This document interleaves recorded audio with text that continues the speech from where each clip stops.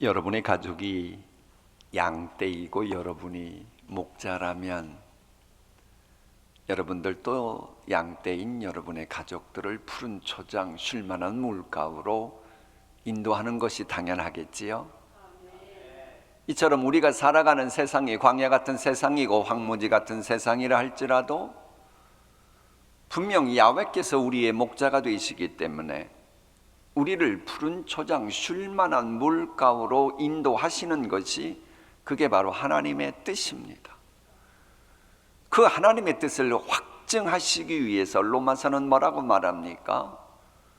영원한 독생자 예수 그리스도 죽게 하시면서까지 우리를 인도하실 뜻을 분명히 밝히셨다고 증거합니다. 그래서 오신 예수님 당신 스스로도 나는 여호와다, 곧 나는 무엇이다, 나는 선한 목자다.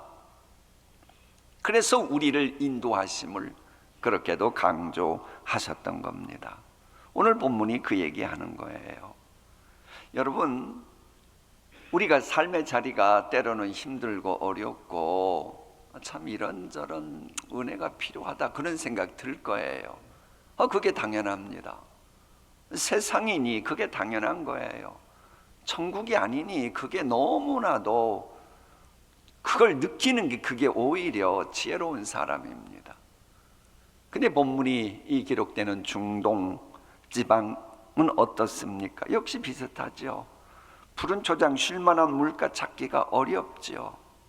강수량이 적기 때문에 푸른 초장이었다고 해도 봄철 내내 양들이 뜯어먹은 초장은 이제 시뻘겋게 흙이 드러나는 상태가 되어버리는 거예요. 그래, 양들이 뜯어먹을 풀을 찾기가 이제 어려운 상태가 된 거예요. 그럼 그럴 때 전능자 하나님께서 가만히 계시겠어요? 아닙니다. 이제는 또 다른 푸른 초장을 향해 여러분을 인도하시기 위해 역사하시는 겁니다. 양들은 이제 우리 안에서 그렇게 되면 편안한 잠자리에 드는 것은 기대할 수가 없어요. 왜? 왜 그렇습니까? 목자가 양떼 보고 야 여기는 먹을 게 없구나, 이동하자. 그럼 힘들고 어려워도 이동을 해야 됩니다. 그런데도 편안한 잠자리에만 계속 있겠다 그러면 그건 굶어 죽을 수밖에 없어요. 그 이상은 맹수의 위협을 받아도 이제 본인이 책임져야 하는 겁니다. 그리고 또 하나, 목자가 푸른 초장을 찾고 목자가 그 발견한 푸른 초장까지 가는 기간은 몇 주 걸릴지 아니면 몇 달이 걸릴지 양은 도저히 알 수가 없어요. 그저 내일 일은 날무나요. 하루하루 살아갈 뿐이에요. 목자만 따라가는 겁니다. 하나님이 뜻한 바가 있어서 이동하라 그러면 그만 편안한 잠자리 고집하고 나와서 깨어 기도해야 되는 거예요. 땀 흘리라 그러면 땀 흘려야지요. 지혜도 구해야지요. 그건 목자가 우리를 인도하시는 과정 속에 우리가 기꺼이 보여야 되는 반응인 겁니다. 만에 하나 목자가 보내는 그런 사인 신호를 무시해버리면 독초 같은 거나 먹고 탈라든지, 왜 먹을 것은 없고 가자 그러는데 가지는 않았고, 그럼 어떻게 돼요? 주변에 목동이 모기에 이제 풀이 없으니까 독초 같은 것만 있으니까 이동시키는 거 아닙니까? 그런데도 말 안 들어서 이제는 배고프니 독초라도 꾸역꾸역 먹다가 탈라서 잘못되고 맹수들의 밥이 될 수도 있고 그렇게 되는 겁니다. 물론 목자는 푸른 초장 쉴만한 물가에 도달하겠다라고 생각하면 그때부터 일어날 수 있는 모든 상황을 다 경우의 수를 생각하고 준비하고 대비를 하는 겁니다. 하나님께서 여러분 하여금 푸른 초장 쉴만한 물가로 인도하시기 위해서 이제 그만 편안한 잠자리에 있어라, 일어나서 가자, 새벽을 깨우자 그럴 때는 하나님도 다 수가 있는 거예요. 여러분이 그러는 과정 속에 이뤄야 할 수 있는 모든 경우의 수를 다 체크하시고, 하나님은 완전하시잖아요. 그리고 일어나서 함께 가자고 하는 겁니다. 따라가야 되는 거예요. 그러는 과정에 손에 지팡이도 단단히 붙잡으시고, 단단히 붙잡으십니다. 막대기를 옆에 차십니다. 떨어지지 않게 하십니다. 왜? 여러분을 공격하는 어둠의 세력이 있을 때 아주 냉정하게 냅다 물리치기 위해서, 여러분을 보호하시기 위해서 그렇게 하시는 겁니다. 다윗이 사실 목동을 해본 경험이 있잖아요. 그러니 이런 고백이 나오는 것입니다. 여러분의 지금까지의 삶은 어떻고 어떤 생업을 가지고 살아오셨습니까? 그러면 여러분이 응용을 해야 돼요. 이런 과거의 사실을 가지고 현재와 실제화시키는, 요건 어제 메시지였고, 오늘 이 시간 여러분에게 하나 더 말씀드린다면, 이제는 다윗이 그랬던 것처럼 이제는 응용을 해야 돼요. 여러분의 삶과 관련해서 이러이러한 게 있었지, 그러면 하나님을 그렇게 대입시키고 입으로 고백해 보세요. 하나님은 그걸 지금 바라고 계실지도 모릅니다. 어쨌거나 다윗은 자신을 목동 경험이 있다 보니 양이라고 하면서 자신이 사망의 음침한 골짜기 같은 상황에 처해 있을지라도 두려워하지 않는다는 거예요. 왜? 양이 목자 걱정하는 건 아니죠. 목자가 양 걱정해야지요. 근데 간혹 가다가 본인이 목자이고 하나님이 양인 줄 아는 분이 있어요. 내가 이러다가 주님 뜻대로 살려고 하다가 하나님의 이름에 누가 되면 어떡할까, 그런 걱정하지 마세요. 그건 하나님이 알아서 하실 일이니까 그저 나는 주의 인도하심 따라, 목자 인도하심 따라 한 걸음 한 걸음 나아가면 되는 것입니다. 그러니까 이 말씀은 푸른 초장으로 가기 위해서 또한 사망의 음침한 골짜기를 통과할 수밖에 없는 세상이다. 이처럼 우리가 영생복락의 천국에 도착하기까지는, 이 세상에 머무는 동안에는 사망의 음침한 골짜기 통과하려고 하는 그 마음을 계속 간직해야 된다고 하는 말이기도 합니다. 즉 죽음의 관문을 통과해야 된다라고 하는 거 잊지 말라는 겁니다. 우리도 언젠가는 죽음을 맞이합니다. 인간은 죽음의 문제 피할 수가 없어요. 여러분 아십니까? 여러분이 이 땅에 태어나는 순간 하나님과 한 예약이 하나 있습니다. 뭐냐? 죽음 예약했습니다. 여러분 다 죽음 예약해놓고 지금 살아가시는 겁니다. 하나님이 때가 됐네? 그럼 예약대로 여러분은 돌아가셔야 되는 거예요. 그게 인간입니다. 누구도 피할 수 없는 죽음과 예약했음을 잊지 않고 살아가는 사람이 지혜로운 사람이에요. 이걸 모르면 실족합니다. 시험에 듭니다. 이거 모르면 이 세상 사는 동안 너무나도 많이 예수 믿는 것 때문에 실족하기 십상이에요. 그래 히브리서 기자는 이렇게 말합니다. 함께 읽어볼까요? 시작. 한 번 죽는 것은 사람에게 정해진 것이요 그 후에는 심판이 있으리니. 이 말씀 가운데 어떤 내용은 좀 수정했으면 좋겠다 그런 게 있어요. 한 번 죽는 것은 사람에게 정해진 것이요, 그거 말고 하나님, 한 번 죽는 것은 거의 모든 사람에게 정해진 것이요라고 하면 안 될까요? 이 생각이 들 거예요. 그래가지고 나는 한 번 죽는 것은 거의 모든 사람이라 그랬으니 저는 예외로 해줄 수는 없을까요? 뭐 그런 바람이 인간 누구에게나 있을 겁니다.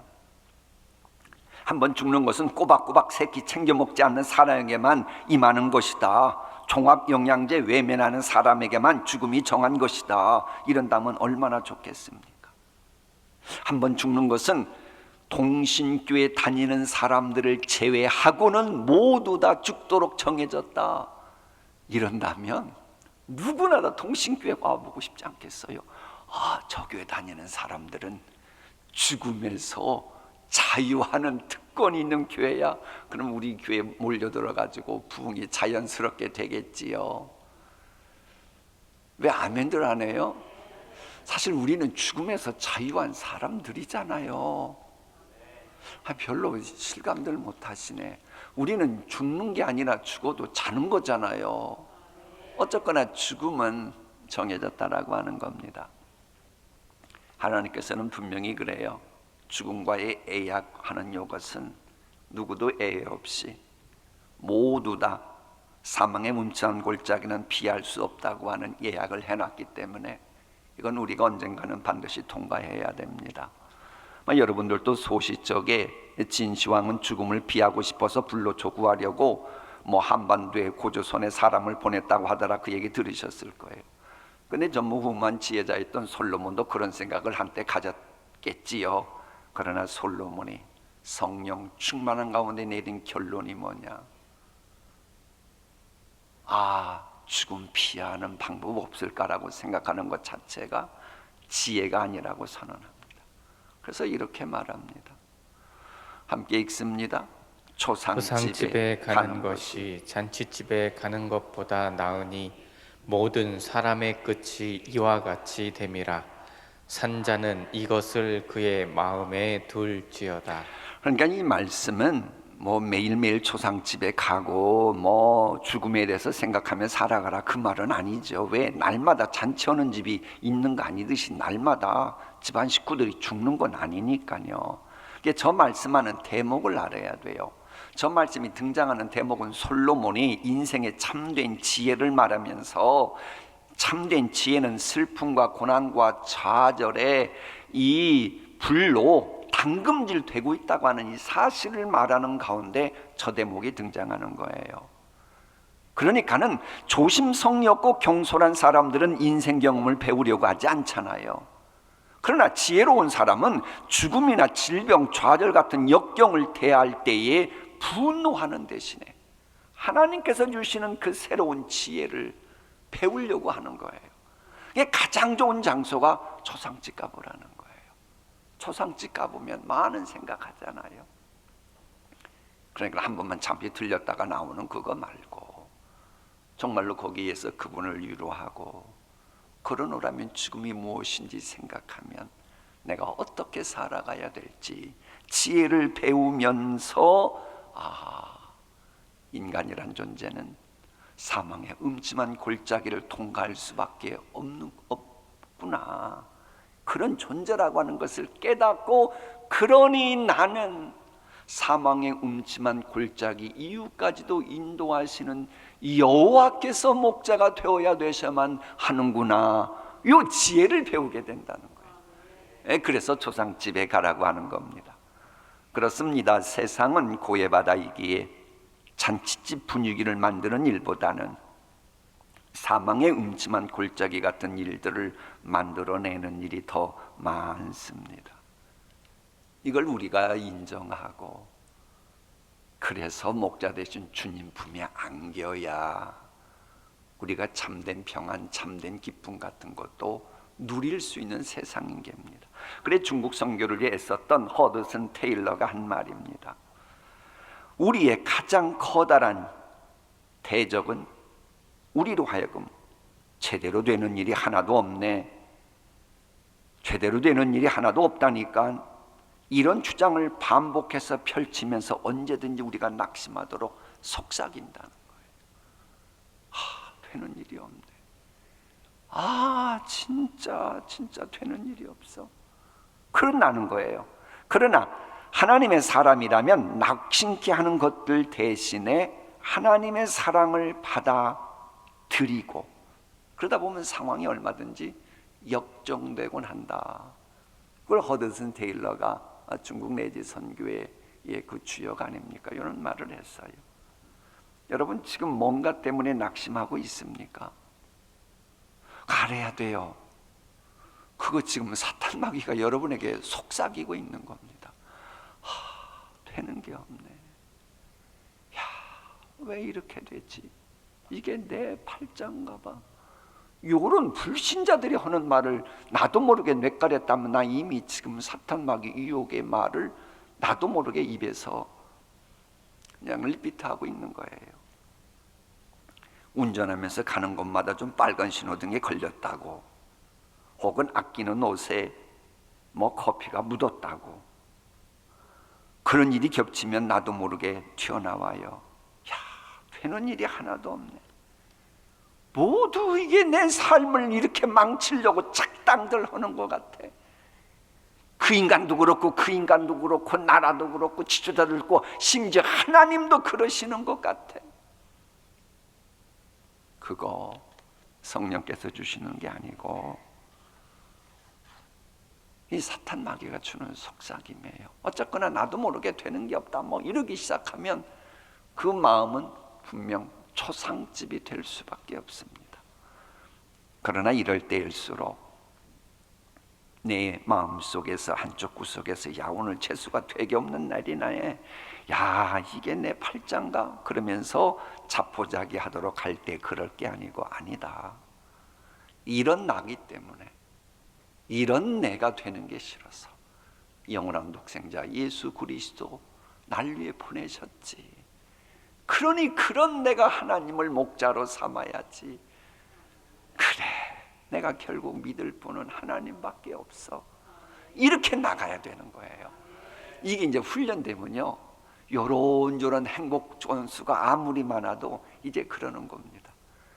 이건 액세서리고 내가 진짜 따라갈 분은 여호와 우리 하나님이시야. 요런 지혜를 배우게 된다는 거예요.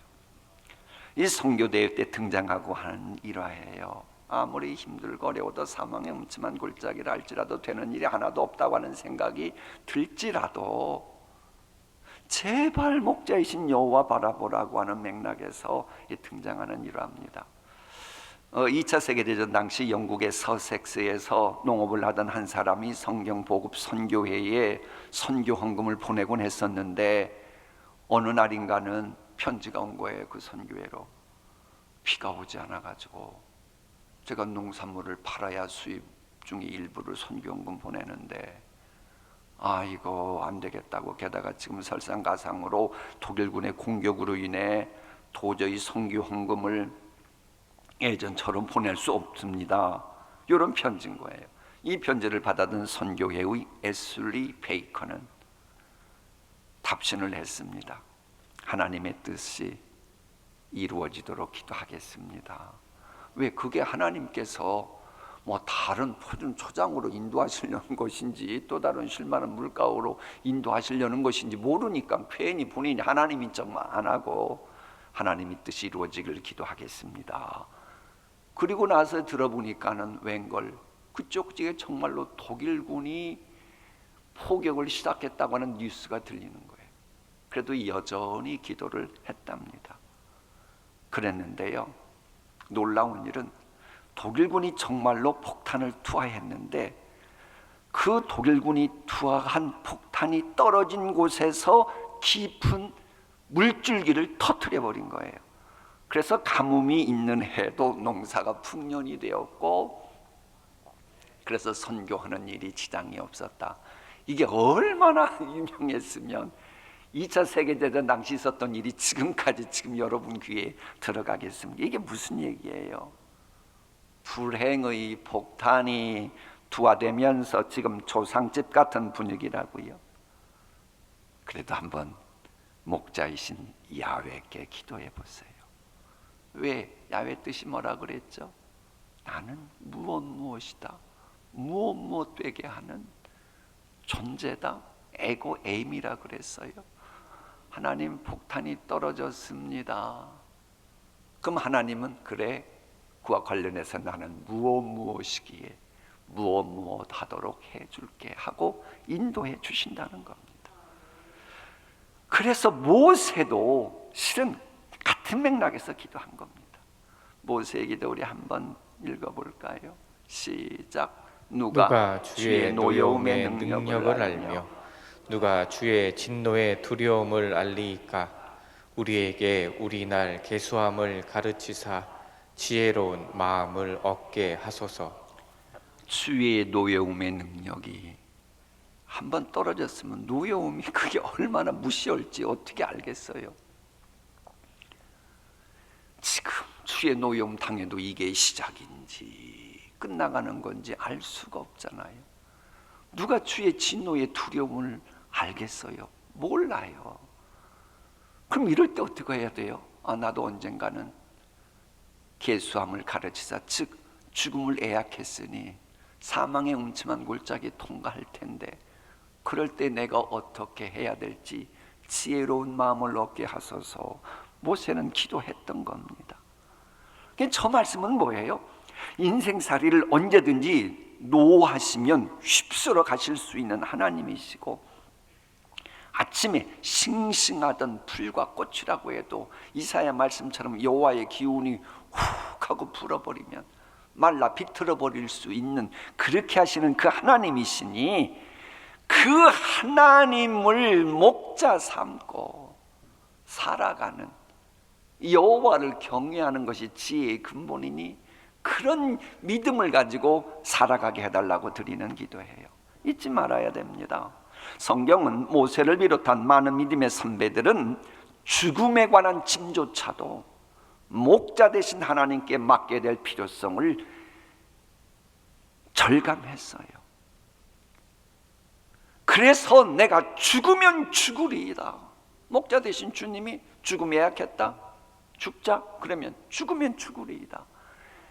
이게 통하니까는 하나님이 오히려 에스더로 하여금 어떻게 했어요?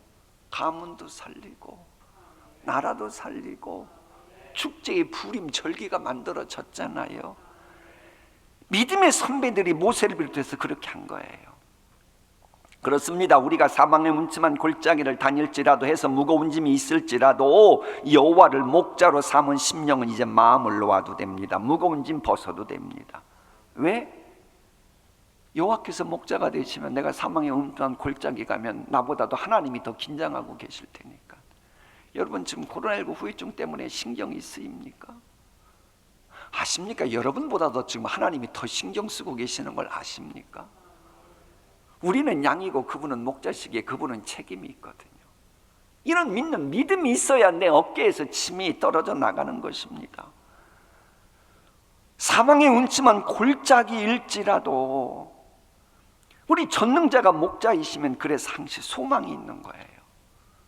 소망이 있는 사람은 눈빛과 얼굴빛이 다릅니다. 하나님께 나아가는 사람들은 믿음으로 나아가야 합니다. 그 믿음은 소망하는 것들의 실상이기에 사실 소망을 가진 사람의 눈빛은 반짝반짝 빛나도록 되어 있어요.